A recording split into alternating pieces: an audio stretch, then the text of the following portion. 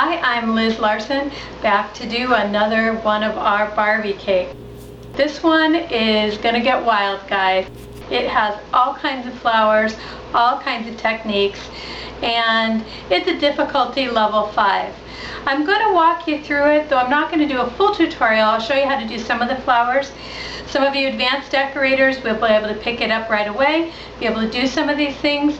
Some of you beginners, just use the techniques that you're comfortable with. I hope you like this one. I had a really good time doing it. So for this project, I'm going to use a very large rose tip. This is about as large as the Quick Icer. It doesn't have a number on it, but you'll see it's about maybe 1.5 inches rose tip.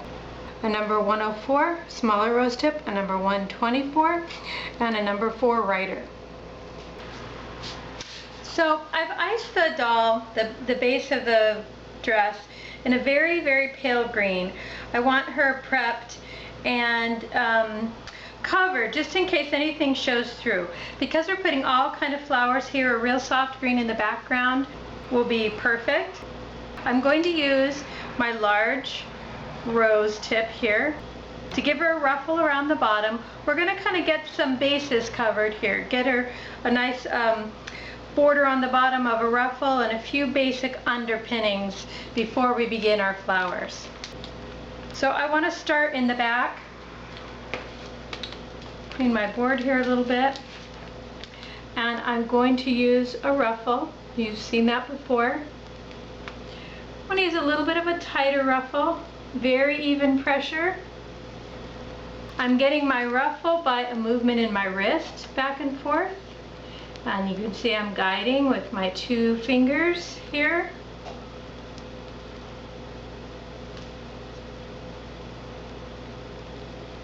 I've used a light green and white variegated. My bottom ruffle is not going to be the main point of this dress, so I wanted it to be a soft color, something pretty that blends in. I want to begin my decoration here, and I drew this out in advance, so I kind of had an idea of what I want.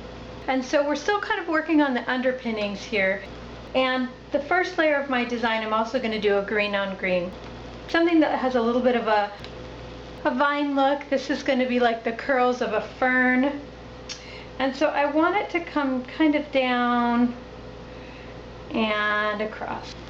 And even though we're working with flowers and vines, we still want it to have a design element. So what I want is just a series of circles, spirals really. So I want to come down off the next one and go the opposite direction. It's okay if it curls up a little bit. That's kind of what ferns look like. We want them to get successively larger, but not quickly larger. If you have a little blowout like I had there, just add a little embellishment. You know me, the more the better. You can see that I have done a little variegation here. Also, if you've been watching, you know I love my variegation. Gives it a little bit of interest. And we're going to keep on going down here.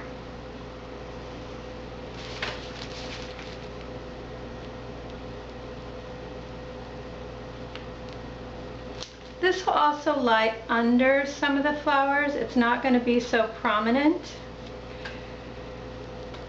It's just a little bit of our groundwork, but also a pretty element of our design. You can see I'm kind of going side to side, and in the middle you want to give it some good balance. Now here's the important part. You want to integrate this bottom layer here. So get your swirls down on that.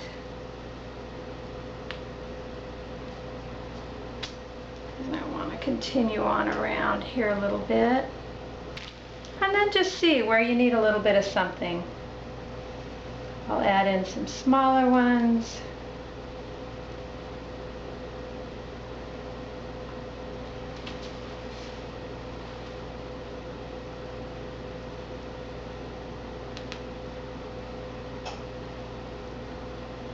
And if they overlap, that's good too. Gives it a little bit of interest. Maybe I'll do a little one of those here. So there's the first level of my design. I'm starting now with my first layer of flowers, which are going to be dogwood. Now remember I told you that this was a difficult cake. Well, this is why. Dogwood in themselves are a little bit challenging, but doing them on the side of a cake, that can be rough. It's all about the angle. So I'm putting my placement first, but also dogwood do have a little bit of a pad underneath for a little lift.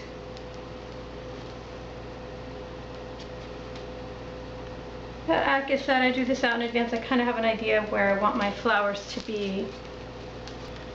I'm starting with my bottom flowers first because I want to be able to build up from that. I want some of my more cascading flowers to fall over these. So you can see I'm having a little trouble with my angle, mostly because I'm trying to do it for the camera here. But I'm going to start here with this one. You can see that the angle is I'm having to reach over. The dogwood is a heart shape essentially. It's a squeeze, let it build and release. You can see I get my little heart there.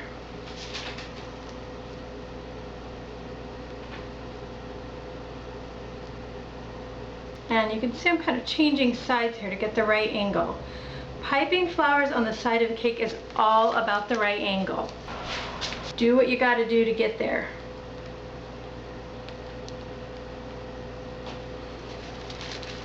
You can see you really have to move, twist your wrist to get that flower just right. For you advanced decorators, you can give this a try. For you beginners, maybe try this flower on a flat surface first and use a flower that you know. Or for this cake, you can use hard drying flowers, make them in advance if you really love the design but aren't quite up to the challenge of piping the flowers right on. Okay, I want my top flower to be just slightly smaller.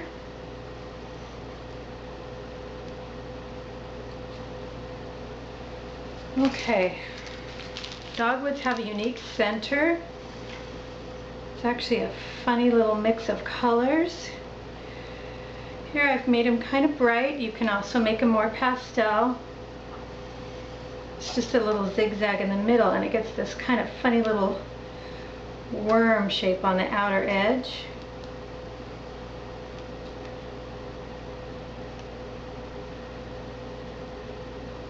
And there is our first layer of flowers. I'm beginning now to put a rose detail on. I'm using white for contrast. I'm going to be using some white up in the upper area, but you want to be aware of that, of your color and contrast. For this, I am piping a rose on a skewer or a stick. This is really an example of where this particular skill pays off, because you can take your rose right off your skewer and place it right on the cake. Taking it off the skewer like this gives you easy access to place the rose wherever you wish. Use your skewer, and there you go. Now I want my roses in varying sizes for sure, for interest. No roses in the garden are all the same, so we're going to do from larger to smaller. And you always want to place your flowers in kind of a triangular fashion. It gives it more interest and balance. And some of your smaller flowers, you want to place at a little bit of a different angle and in behind.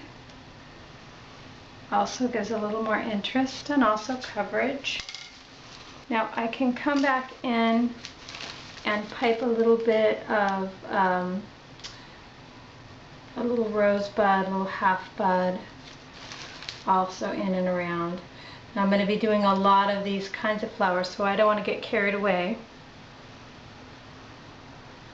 Now, I've got this flower here that I don't like the angle of, so I'm just going to take my scissors and pluck that one right back off. See how easy that was? I'm going to replace it with a slightly smaller flower. This is sort of the downfall of placing flowers right on the side of a cake, especially at this angle, is you want getting them to stick, getting them in the right place. Sometimes you need to place just a little bit of a pad underneath, and then go ahead and replace your flower. Now I'm going to get on the other side so I can get a better angle here.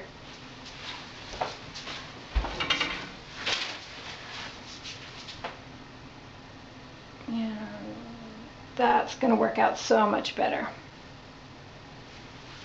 I want to show here that I am repeating my design on the back side of the cake. Now if you wanted to, you could do a different flower all the way around for each area, but this is faster. It gives you, you can use the bags again, and also it gives the cake some continuity. So on to the next layer of flowers. I'm going to do some of these absolutely precious little forget-me-nots. Now, these are especially difficult to put on the side of a cake because of the angle. So normally what I would do, and I'll show you the process first, how I would do it if I were decorating not for the camera, and then I'll do it for the camera so you can see it. But this is a twist of the wrist flower. So it's a squeeze and a pivot to get the little petal that I want. I'm going to turn ever so slightly and get the next one in there. So what I would do is turn the cake completely around to get the angle that I want.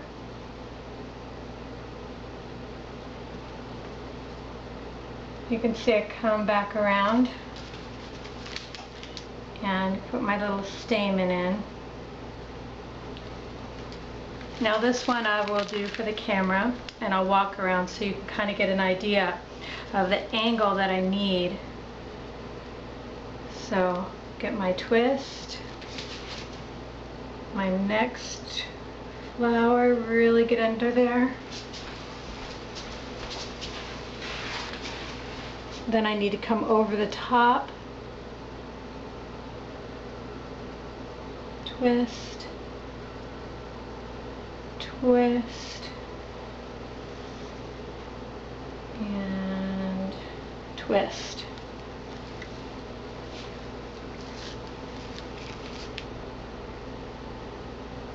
Three little yellow dots for stamen. And I'm making them kind of bright. You can make them pastel if you wish to, but I kind of like the contrast. I want a little brightness for this cake. As we come around the back side of the cake here, I just wanted to show you a little bit more of the angles needed to get this flower in here, but also that I'm kind of tucking them in behind the roses. We will be using leaves for filler, but for this cake we don't want to use too much of that. So we want to get as much coverage as we can with our actual petals. I can make this much lighter if I use a smaller touch, a lighter touch. Just a light, easy squeeze and release. Smaller movement. And I'm going to actually overlap a little. There we go. And I guess I got to come around to the other side and give me a nice little center. I'm happy with that. I like those. I've begun my cascading. We're going to start going in a different direction now. Before I was moving up, now I'm going to be moving down, and I've begun my cascading flowers. And the first one I want to start with is Wisteria. Now, This technique that I'm doing can also be used for sweet peas, modified just slightly. And also what I have done is I have really striped up this bag. So it has 3 layers of striping. It has a stripe up the outside edge, it has pink, and then it has a stripe of lavender. And the reason is that I want the colors to change as I move around the dress. I don't want it to get stagnant. With Wisteria, it's a very delicate, light flower, or grouping of flowers, and so we want them to kind of swirl around the cake, not hang straight down. And they're a little bit irregular. You can see it's thinner at the bottom, a little thicker here, and a little thinner. That's kind of how Wisteria hangs. It's kind of part of the whimsy of Wisteria, and part of why I like it. Wisteria, as you can see, I moved from the bottom up. And we're going to start again here. For this particular flower, you do kind of have to do a reach over. I mean, there's not really a way. So it's a squiggle and then 2 fanning. So you're aimed out and then twist the wrist in. So the first petal is straight up and down. Now you can see I'm starting to overlap onto my other design, which is exactly what we want. We want these to seem as though they just simply merge all together. Oops. Hit that one a little bit and I'll just remove it. And put another one back in. As you can see, guys, if you do make a mistake, it's pretty easy to repair. And especially with this cake, we're putting so many things over, so many layers, that if you want to remove something, start over, you're not going to notice it in your final product. And you can see how my colors start to change.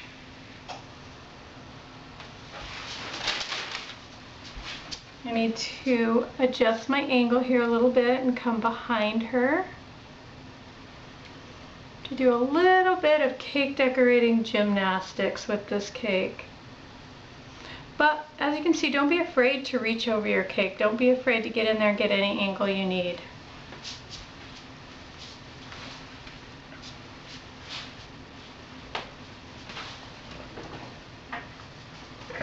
Now some Wisteria, but not all, do have a little steam in it. I want to add a little one here. Just a little yellow dot.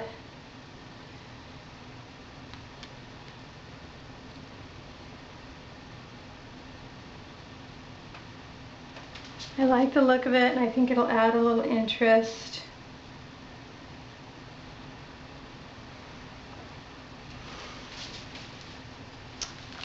Looking here, I want my design to come down just a little further. Okay. Now I'm going to do Wisteria on several areas around the cake here because I love the look of it. It's so delicate, and I really want to even up my design with that. I'm going to come back in here, bring my pink in a little bit, and this is going to be a full sweet pea. And it's a ruffled pad using a twisting motion of my wrist here. And then this one is like a shell border, but it's an up and back and in.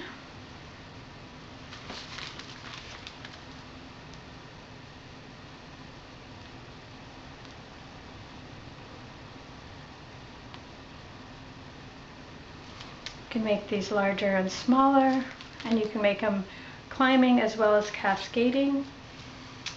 Sweet peas, for those of you who don't know, are a vine. So sweet peas are a nice flower that you can get away with putting just about anywhere.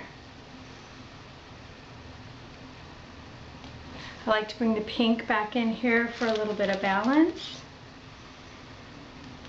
You can start to see why I chose the pale green underneath. You can see that it's showing through, and I'm going to let it show through in some spots, But I'm also going to use some leaves. I'm going to show you a little more of the variegation technique. I'm going to do sweet peas here also, but I'm going to make them a little more cascading. Instead of reloading my pink with more pink, I reloaded the same pink bag with white. And as it comes out, it becomes lighter and lighter. You can see I've got my nice pink edge still, but I'm getting lighter and lighter in the pink. This is great again for you professional decorators who want to save time. You can keep reloading the same bag with similar colors and even contrasting colors. I'm using papers for this particular project because I am changing colors so many times.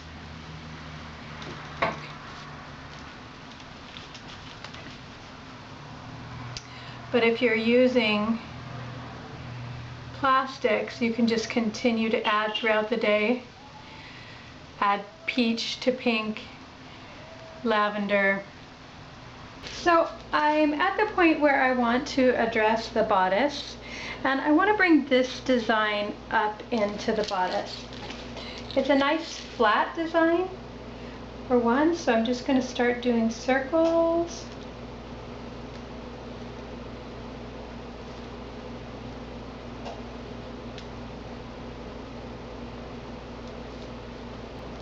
And give her as much of a back of a dress as you want. You can see that there's a little gap between her and the skirt, and that's okay. We still have one more layer left to go. So I want to begin to put the petals around the top, and I'm really going to go for it here and give a big swooping petal. So to do that, I want to put in a base so that I can get that petal to stand up off of the cake.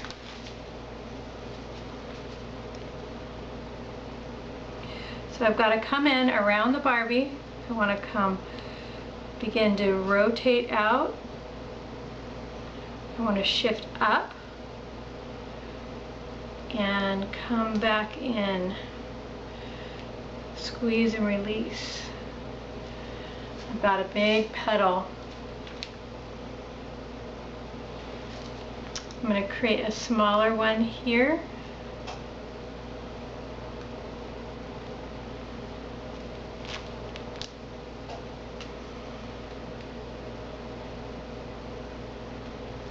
And continue on around.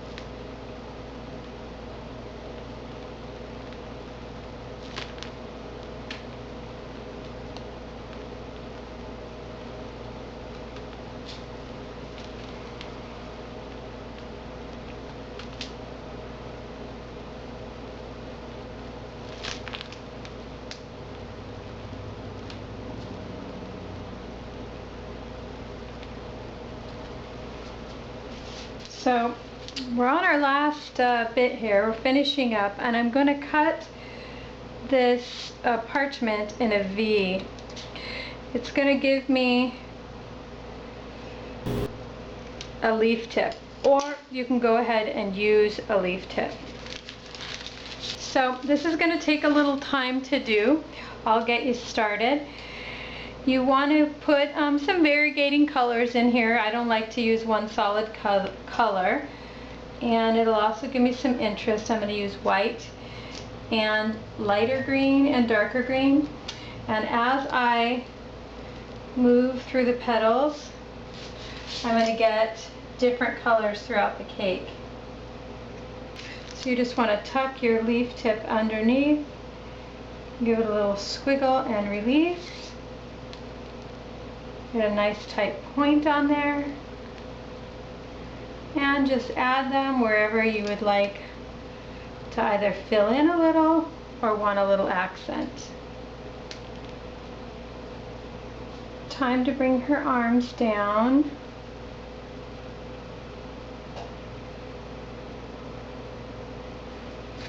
And I want to add just a little bit more of an accent here on her dress. Just a little white pearl. I have a few extra little additions. I made her a crown out of the white chocolate, the green white chocolate, and added a few little dredgies to it. Dredgies are little edible pearls. These have some metallic. You can get those in white and gold.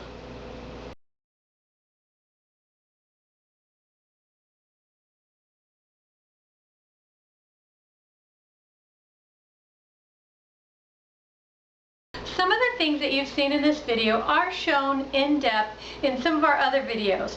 For instance, how to stack and build this Barbie is shown on our first Princess Barbie doll cake. Also, you will see the technique for how to make the crown and how to pipe a butterfly out of royal icing. We also show how to pipe a rose on a stick in another video, and some of the other flowers a fuller tutorial as well. Hope you find those. Happy decorating!